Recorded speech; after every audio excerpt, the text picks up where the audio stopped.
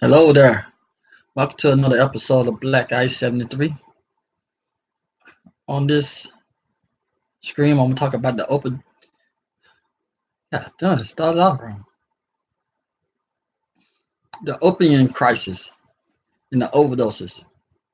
In the thumbnail, they said 115 people die every day. But this article said 130 people in the United States die after overdosing on opium.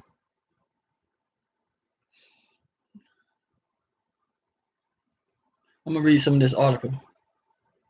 It said every day, more than 130 people in the United States die after an overdose of opium. The misuse of additions to opiates include prescription pain pills, heroin, and fentanyl. It's a serious national crisis that affects the public health as well as the social and economic welfare. The Center for Disease Control and Prevention estimate that the total economic burden of prescription opium misuse alone in the United States is $78.5 billion a year, including the cost of healthcare, loss of productivity, additional treatment, and criminal justice environment. They said the reason it happened is that in the late 1990s, pharmaceutical companies said the medical community that patients would not become addicted to the prescription opium pain relievers, and the healthcare providers began to prescribe them at a greater rate. This subsequently led to the widespread division in the misuse of these medications before it became clear that these medications could indeed be highly addictive. Opium overdose rate began to increase in 2017. More than 47,000 Americans died as a result of an opium overdose, including prescription opiates, heroin, manufactured fentanyl, a powerful synthetic opium. The same year, an estimated 1.7 million people in the United States suffer from substantial use disorder related to the prescription opium pain reliever, and 652 suffer from a heroin use disorder. They said roughly 21 to 29% of patients prescribed opium for chronic pain misuse them, and between 8 and 12% develop an opium use disorder. An estimated 4 to 6% who misuse the prescription opium translate into heroin. And about 80% of the people who use heroin first misuse prescription opium. Opium overdose increased 30% from July 2016 to September 2017 in 52 areas in 45 states. The Midwest region saw opium overdose increase 70% from July 2016 through September 2017. Opium overdose in large cities increased by 54% in 16 states. They said the issue had become a public health crisis with devastating consequences, including the increase in opium misuse and related overdose, and well as the rising is I don't even know what this is. Like neo it's Neonatal, and then it's some syndrome. It's like neotato due to the opium use and the misusing drug pregnancy. Oh, I know what you're talking about. That when a baby going through rehab. I mean going through withdrawals. The increased ingestion drug use it also contribute to the spread of infection disease, including HIV and hepatitis C. As seen throughout the history of medicine, scientists can be an important part of the solution in resolving such a public health crisis. I was reading a documentary, and they said the state of West Virginia had a the most, well, had the worst problem of opium use in the United States. And the governor of West Virginia says there's only 2 million people in West Virginia. I guess they saying it might be the most by population. Cause you know how they break things by population for every 100,000 people. But they said West Virginia had one of the worst problem when it comes to the opium. But in the 80s and the 90s, I know it's a different time, and crack didn't have the same death rate as the opium. There were more drugs that are in the 80s and 90s got killed for trying to get territory to sell crack than the people who were actually using crack. And there were more people who got locked up in prison, under the Bill Clinton new law, mandatory, the mandatory like 20 years or something like that. And as they were doing this, the pharmaceuticals treat. Well, I don't think they treat. I think they lobbied. They were part of the lobby, and they just told them that the opium drugs won't have no effect on them. They're just gonna release their pain, and that's it. So now, in the United States, and people in the city seeing the effect what was going on with the opiates and fentanyls and heroin use, but it took when people start dying at a greater rate, it took them to die to make it as a crisis. It took thousands of people to die to make it as a crisis instead of nipping that junk in the bud. And now they're going after the doctors now.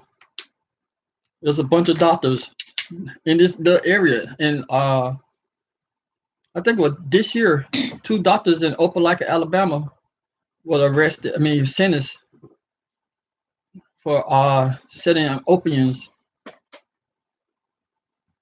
for no reason. They were just prescribing opiums, and I think it was a doctor in Columbus, either this year or last year, and all over the country. Now they're going after the doctors.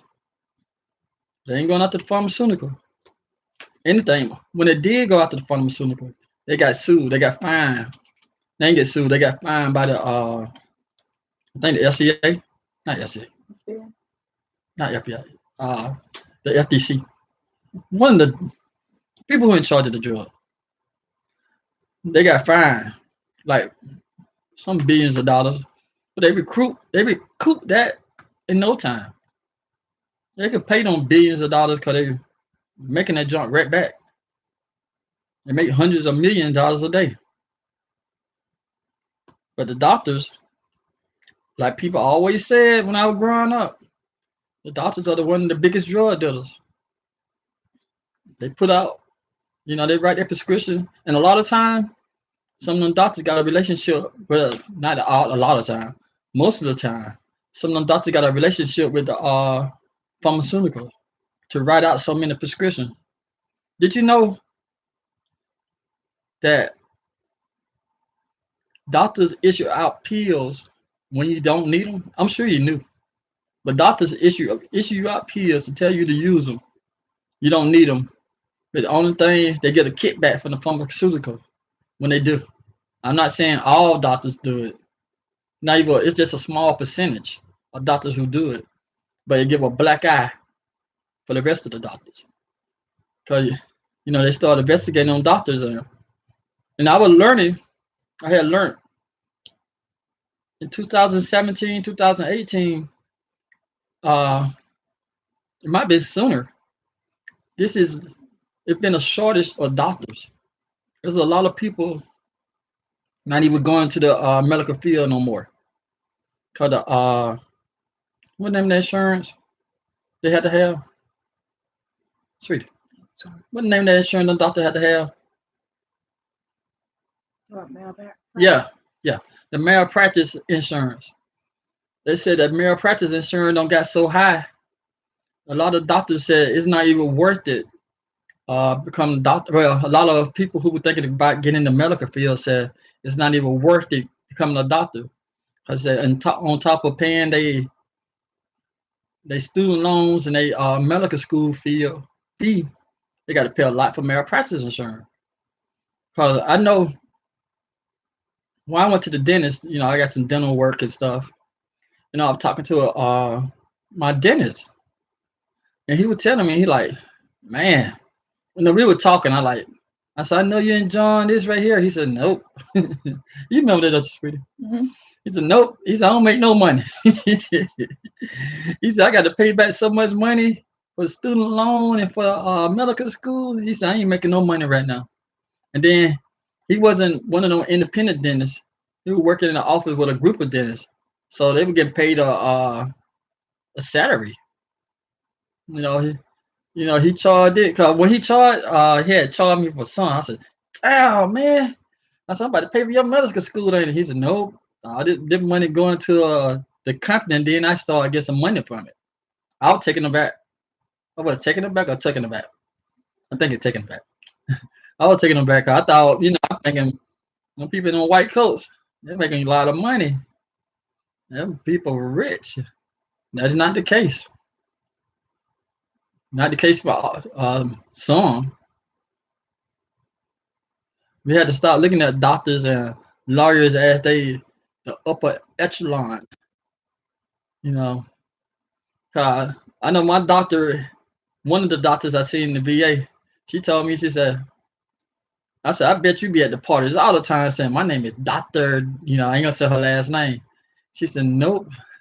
She said, I don't even let people know I'm a doctor. She said, I just like, hey, this is my name, and that's it. I said, yeah, but yeah, growing up, they always told us like the doctors, you be a doctor and lawyer, you'll be on made it. It it good to say that you're a doctor or a lawyer to your classmate.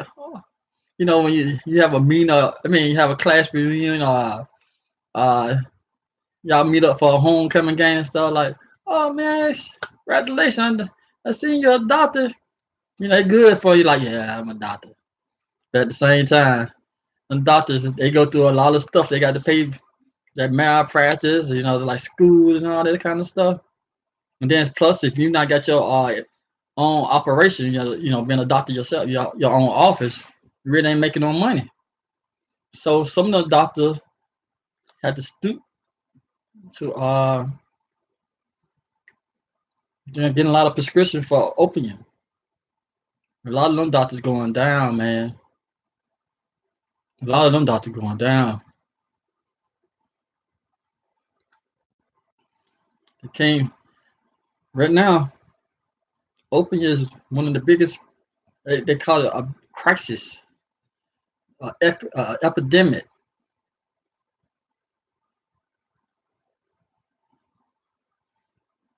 If you didn't know no better, you'll think opium was the only drug. It's the first drug that ever to enter the United States. Cause heroin, it's been around for a long time. When people back in the 70s and 60s were using heroin, but once the doctor started issuing not on doing opium pills and stuff, and then people like, oh, this the same thing. And then people just started doing it. And then on top of that, man, I seen an article about how Mexico sending so much black tar heroin into the United States. And that wanted to be the drugs. I remember just what 2010, 2009, it was cocaine. They were worried about being shipped to the United States by the Mexicans, from South America, and all that kind of stuff. I want to put all that junk on Mexico. They were coming from other countries down in South America too. So, that was a big thing. It's like, oh, they sending cocaine over here and all that stuff. Now, You hardly even hear them mention anything about some kind of cocaine use. You don't hardly hear them talking about crack cocaine no more, or just regular cocaine. You just opium. That's it. And then they got stuff now, what they call that phenols or something like that. They say you can die from that by just touching that stuff. Cause a few rappers, a little rapper, I think they call him Lil Pete or something like that. He died in what I think it was 2017, 2016. Cause somebody had laced his drugs up with fentanyl. Yeah,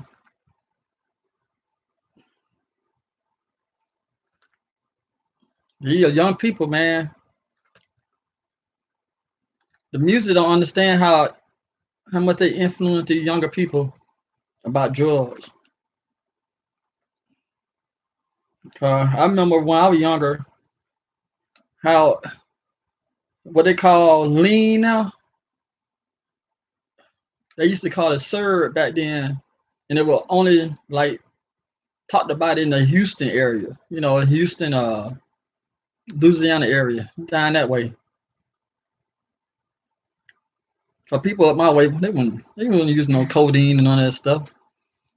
They better can afford smoking weed and smoking crack. So you used to hear it in the sun, somebody be sipping on syrup. Then next thing you know, you done these darn rappers now, all them jokers talking about being an addict, Percocets, lean, and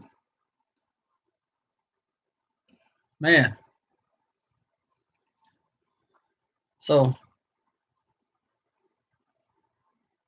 we're not talking about crack no more. Not talking about what ice. They're trying to legalize weed all over the United States. It's a slow. The process was slow, but it seemed like it's picking up. I think half of the United States, if it ain't half, close to half, have legal weed now, up to a certain ounce. In Georgia, they got medical marijuana, but they still got a stipulation. They say you can't grow the medical marijuana and you can't have that medical marijuana shipped to you. But they say you can be on medical marijuana. I'm like, come on, Georgia. I love my state, but Georgia, it ain't making no sense. You can tell them people they can be on medical marijuana, but if they get caught with it, they're gonna get busted. Yeah, but I'm glad I've always been strong minded and didn't get on no drugs and stuff. I'm glad I can think for myself. I would never. I've been people been offering it to you. Like, hey man, come on, go ahead, take a hit. Like weed and stuff. So go ahead, take a hit of this, man. They love saying, don't knock it till you try it. I see how you look. I don't want to look like I'm doing down and out, sleepy. My lips all burnt and have that little stinking weed sitting on me. I don't want to be that. I don't want to be it. I don't care. Just like I don't want the alcohol. I drunk for a little while. That wasn't my thing. Y'all can have that junk. I don't want nothing. They're gonna inside. I don't want anything. I don't want to put anything in my body that gonna cause me harm or make me not be aware when I'm mad or pissing on myself or defecating on myself. No, I don't want none of that junk. That junk ain't cool. But you got some people like seem like they doing. They love it. They love talking about it. They see the people the next day, like, oh man, you so gone, man. You pissed all over yourself, man. Yeah, man, y'all messed up. You know, I don't understand. But I just wanted to, do a video on Talking about the opioid crisis, epidemic. I hope you're not using. I hope you talk to your children about drug uses. They don't know. They don't have to be cool. They don't have to use drug to be cool. They don't have to be using drug to be hyper or be fit in with the other people. Because you hang around me, I'm natural high. I'm one of natural high people. I like, when we start talking, I feel your vibe. You got a good vibe. I can talk to you, and we be cool like that. But I don't need to take no drugs to interact with you. I don't need to drink no alcohol to interact with you. You just gotta have that good vibe from coming from me, coming from you. That's all I need, good vibe. Uh, yeah, I ain't trying to knock nobody who use drugs, but you got family members and you can help them. Help them. I'm about to give you a number. Uh, if I can find the number, I seen that doing a number. The Opioid Crisis Drug Hotline. I know our people don't want to listen. He go, they said treatment for drugs and alcohol abuse, dual diagnosis treatment, no Medicaid, unique rehab that treat each individual according to their own needs. Here go one number. You can call 662 810 4146. Or you can test them at the same number. Text them at the same number. 662 810 4146. And here go another one. It's an open your addiction hotline. They call free for additional rehab. It's a toll-free number. You don't have to worry about long distance. You still have landline and all that good old stuff. It's a toll-free number. It's 844-945-0508. And here go another number for American drug overdose epidemic. You can call 1-800-622-HELP or 1-800-662-4537. There's a lot of programs that want to help you. All you gotta do is reach out and call, or be a good family member and reach out and call. So I'd rather for them to go ahead and go to rehab and get some help instead of them being locked up in prison and they're not receiving no kind of help. And then they get released, 2 or 3 years later, and they're gonna fall back into that same dumb routine and get back on them drugs. Thank you for listening to this video. Thank you for. I hope you like, comment, subscribe, share, and I hope you have a conversation with your family. If you think they on the wrong path or abusing drugs or abusing alcohol, or even nicotine, smoking cigarettes. You break down the cost. You break down the amount of money or the regular cigarette smoker spend. They can spend up to damn what, about $40 to $50 a day on packs of cigarettes. No chain smokers. I might be exaggerating a little bit more, but it could be about 25. I think I don't even know how much cigarette cost. I think about $6 a pack now. So I tell you, if you buy 2 packs of cigarettes 7 days a week, you already gonna spend $84. $84 a week. A month, that's $220. That means you got a $220 addictive problem just on nicotine cigarettes. People don't see cigarettes as, they don't see it as a drug. You might see the thing out of the commercial they put up there where the person have like a hole in their throat They talking about they had cancer and stuff like that. But you don't really see nobody talking about a rehab for cigarettes. They sell the patch, they sell the gum, but they selling that stuff. It ain't helping them.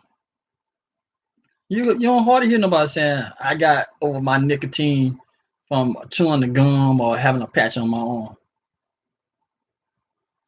Most people start smoking cigarette when a doctor gave them some bad news. So if somebody ever start a nicotine rehab play, you're gonna be good, but they can't do it though. Cause how can you start a rehab center for nicotine when nicotine is sold everywhere in the United States? It's not a legal drug. But imagine spending $220 a month just on a product that you can't even eat, drink. You blowing it in and you got to blow it right back out. $220 just to put smoke in your lung. I would go all the way to how much you spend a year. But I don't know. I know you don't want to hear that. But it'd be close to $4,000 a year. I'm just gonna tell you. You're spending close to $4,000 a year on cigarettes. Let that sink in. $4,000 a year. Not quite 4,000, but rounding it out to the nearest thousand. $4,000 a year on cigarettes.